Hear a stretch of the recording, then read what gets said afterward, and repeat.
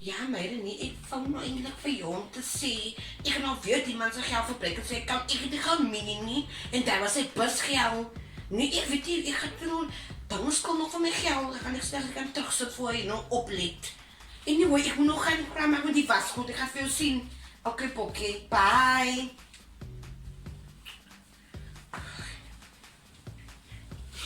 Baby.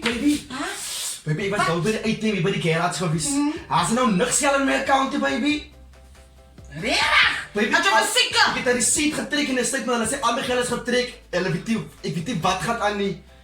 Oh my word, Ek gaan iemand het jou geld gesteel. Ek dink ook so, baby. Ek gaan nou die bank val, ek gaan die Ja, bank nee. val. Moenie die bang vou nie. Hoekom jy so hard? Jy moet leer om te vergewe en te vergiet. Jy kan nie so liewe nie. Miskien het hy persoon dit nodig. As hy so nodig so aan te gaan met jou.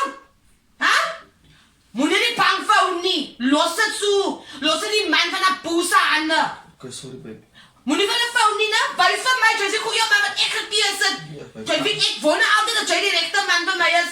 Moenie so aangaan nie. Ek gaan jou bewys, baby. Ek gaan dit los. Ek gaan jou bewys. Ek is jy het die regte besluit gemaak, baby. Moenie van 'n vou nie.